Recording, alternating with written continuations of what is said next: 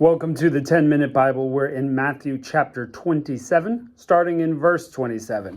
Jesus has already been arrested. He's been taken before Pilate, declared innocent by Pilate, but the crowd pressed in, shouting, "Crucify him." And so Pilate, washing his hands of the situation, allows them to proceed. Now, it really isn't in Pilate's power. It really is God's plan all along that Jesus does this. So let's see how this proceeds. Verse 27. Then the governor's soldiers took Jesus into the praetorium, gathered the whole garrison together against him. A lot of guys are there, and they're going to torture, basically, this prisoner. They stripped him and put a scarlet robe on him. Now, there's some scarlet cloth in the Old Testament. The priests back in Leviticus and Numbers were commanded to dip scarlet yarn with cedar wood and hyssop into animal blood for this cleansing ritual. And we're going to see through the crucifixion of Jesus that the same elements are here, fulfilling this need for cleansing that we have by perfection, Jesus himself. Okay, we've already got the scarlet.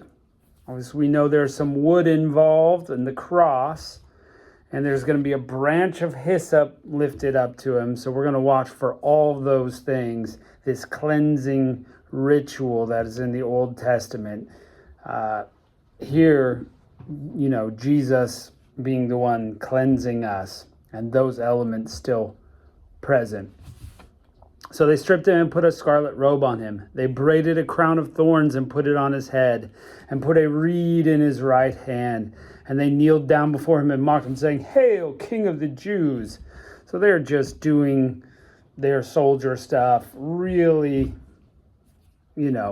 sticking it to the man here, beating him up, pretending he's a king, all that kind of stuff.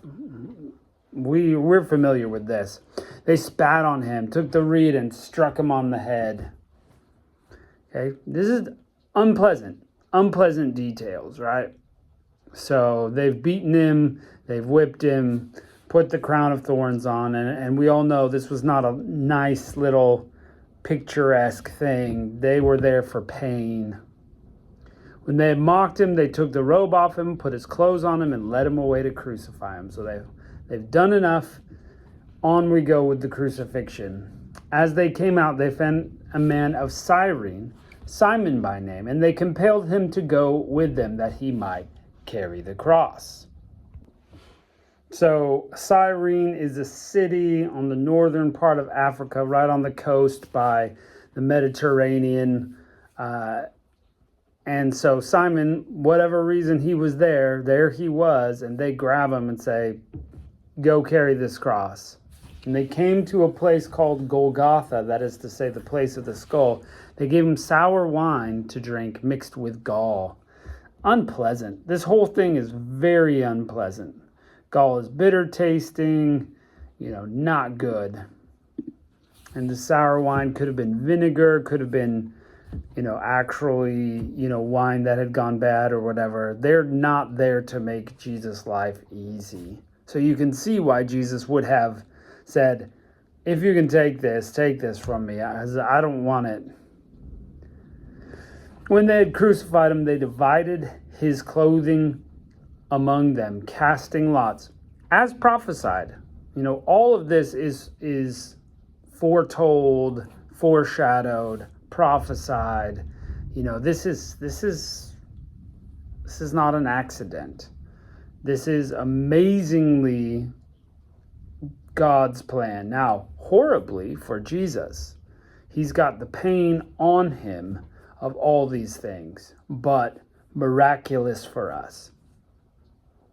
Okay, so they divided the clothes among them, casting lots, and they sat and watched him there. They set up over his head the accusation against him written, "This is Jesus, the King of the Jews."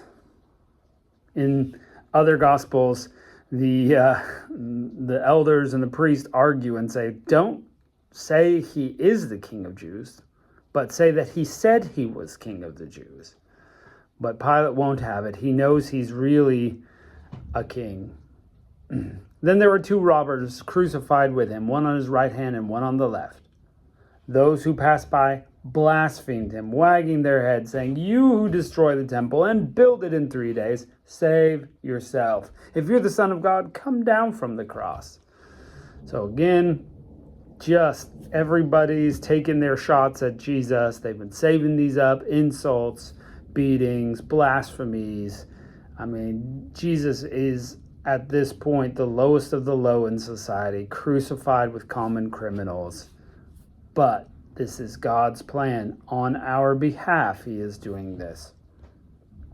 Likewise, the chief priests also mocked with scribes and Pharisees and elders. Oh, by the way, they say, "Destroy the temple and I will build it in 3 days."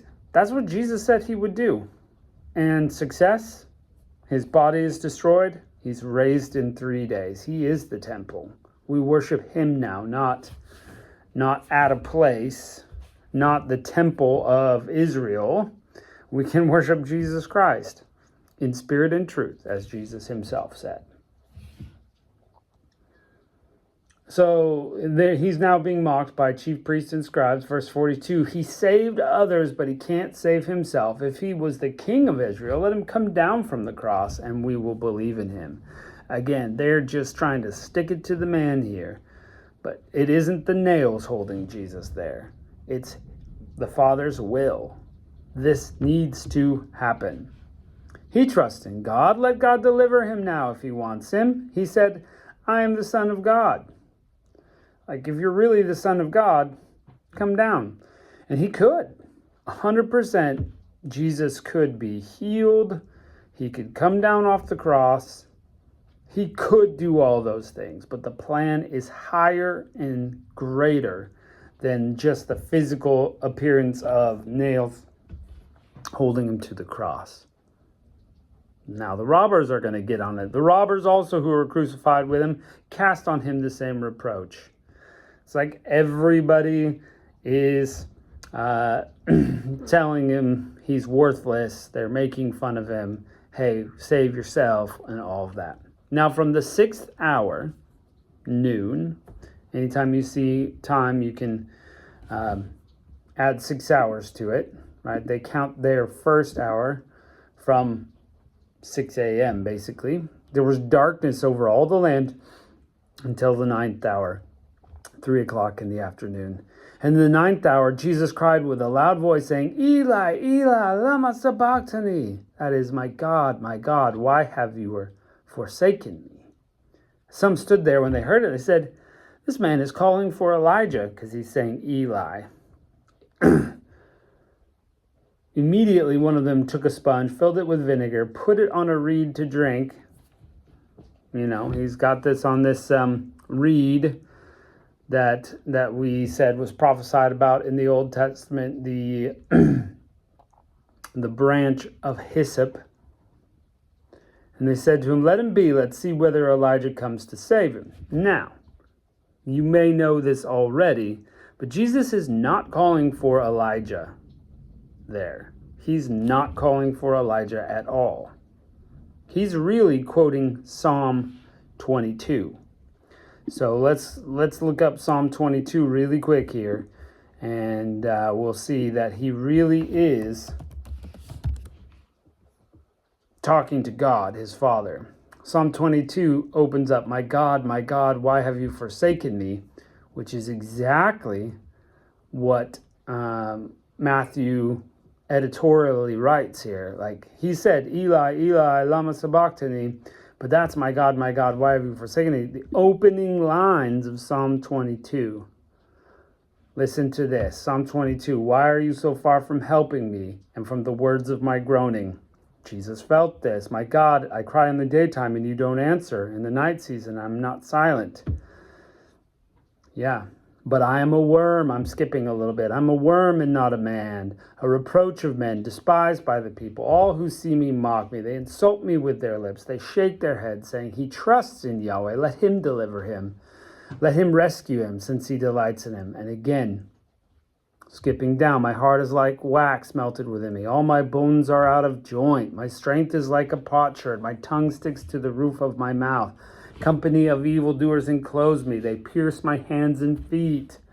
They divide my garments among them. They cast lots for my clothing.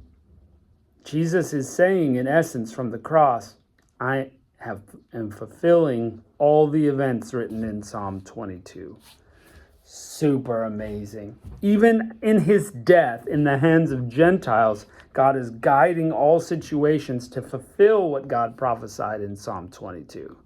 If you don't think the Bible is amazing, you got to make these connections like these, and it will blow your mind. Thanks for joining us. We'll see you next time.